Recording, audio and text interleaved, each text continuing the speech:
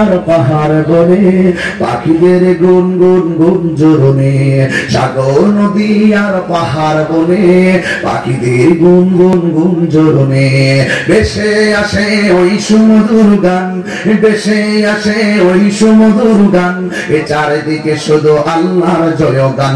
আল্লাহ মহান, আল্লাহ মহান, আল্লাহ মহান, আল্লাহ মহান। বিজয়ের মালিককে ভাঙ্গা কপাল জোড়া লাগাইকে, এটা আল্লাহ মহান, আল্লাহ মহান, আল্লাহ মহান। কি কষ্ট হয় বলেন না, আল্লাহ মহান, আল্লাহ মহান, আল্লাহ মহান।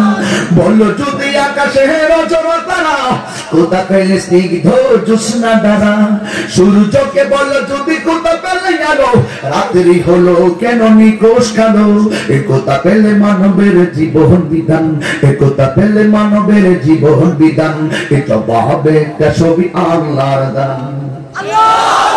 আল্লাহ মহান, আল্লাহ মহান, আল্লাহ মহান, আল্লাহ মহান, আল্লাহ মহান, আল্লাহ মহান, আল্লাহ মহান, আল্লাহ মহান। সাগর নদী আর পাহাড় বনে পাখিদের গুন গুন গুঞ্জরণে, সাগর নদী আর পাহাড় বনে পাখিদের গুন গুন গুঞ্জরণে, ভেসে আসে ওই সুমধুর গান, ভেসে আসে ওই সুমধুর গান, এ চারিদিকে শুধু আল্লাহর জয়গান। আল্লাহ মহান, আল্লাহ মহান, খুশি না বেজা, আমাদের খুশি না বেজা। বিজয়ের মালিককে এখানে একটা হাফিজিয়া মাদ্রাসা আছে না নাই? এই বাবা কই এদিকে গ্রিসে থাকে, বাবার নাম কি? সাইমন। সাইমন, তার জন্য দোয়া থাকবে।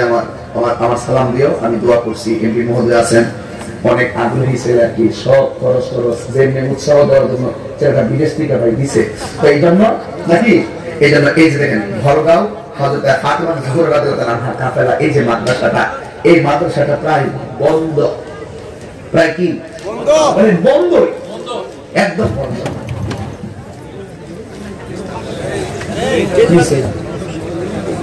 স্টেশন আইয়া ভালো হয়ে গেল, আল্লাহর বদলে যেমন এই বদল তো নাও অন আউটলুক তুলে না গাড়ি জিয়া মধ্যে স্টেজের ভিতরে ওই জন্য দেখছি এক হুজুরে রয়া পড়ছে। এই ঘটনা আমি দুইবার দেখছি, একবার একজনে পড়ছিল ওই দুনিয়াতে চলে গেছে, এখন আরেকজন আবার পড়ছে, বাচ্চা আসছে।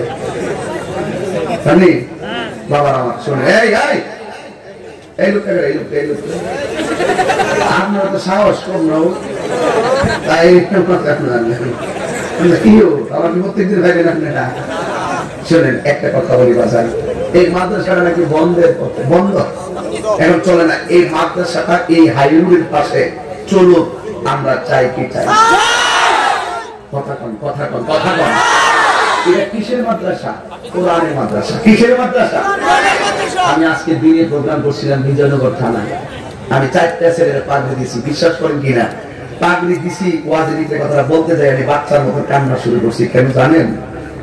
দেওয়ার পরে আমি কত কিছু ভাবছি জানেন, আল্লাহ কত দয়াবান, টোটাল কোরআনটা তার সিনার মধ্যে ধারণ করার ক্ষমতা দিয়ে দিছে। আমি যদি এত খুশি হই, না জানে তার আব্বা আম্মা কত খুশি। এই হাই রোডের পাশে এটা হাফিজিয়া মাদ্রাসা না, এটা সুন্নিয়ত একটা মাদ্রাস। ঠিক কিনা বলেন? এই প্রতিষ্ঠানটা আমরা ধরে রাখতে হবে, এটা আমার পুনরায় চালু করতে হবে, পুনরায় চালু করতে হবে। ইনশাআল্লাহ বলবেন না? তো এতে আপনারা কি বেজার হয়েছেন, রাগ করেছেন? আচ্ছা, আমি এই প্রতিষ্ঠানটা আবার চালু হবে, আপনাদেরকে দাওয়াত করলাম। আপনার ছেলে, আপনার পরিবারের নাতি থাকুক, যেই থাকুক, এই মাদ্রাসায় ইনশাআল্লাহ দিবেন, দিবেন কিনা বলেন? তো আমি ওয়াজের মাঝখানে আমি বলছিলাম, ওয়াজের শুরুতে আমাদের মাননীয় এমপি মহোদয়কে কিছু কথা বলার জন্য আমাদের মাননীয় সংসদ সদস্য আমার প্রিয় ভাজন তিনি বলেছেন, আপনি ওয়াজ করেন, আমি ওয়াজ শুনব। আমি বলেছিলাম 30 মিনিটের পরে আপনাকে কিছু কথা বলতে হবে, মানুষ আপনার কথা শুনতে চায়। তিনি বলেছেন ঠিক আছে, কিন্তু সময় চলে গেছে 1 ঘন্টা। আমি বুঝতে পারতেছিলাম না, তো আমি কষ্ট দিয়ে হারাইছি। আপনি মেহেরবানি তো সব জায়গায় আমাদের বিশেষ মহোদয় অনেক জায়গায় যেতে হয়, ব্যস্ত ভারত আমাদের চাইতে আরো বেশি ব্যস্ত, অনেক সহযোগিতা করি। তবে আমি আমার ওয়াজের মাঝখানে আমার এমপি মহোদয়কে কিছু কথা বলার জন্য এন্তেজামিয়া কমিটির পক্ষ থেকে আমি অনুরোধ করছি। আপনার কি কম কথা বলবো? ইনশাল্লাহ, ইনশাল্লাহ। আপনার একটু মহব্বতে বসেন। আর আজকে একটু লাস্টে জিকির হইতো নি, জিকির হইতো নি, এমপি মহোদয়ের বক্তব্য এখন চলবে নি ইনশাল্লাহ। নারে তাকবীর, নারে রিসালাত, নারে গাউসিয়া, আহলে সুন্নাত ওয়াল জামাত।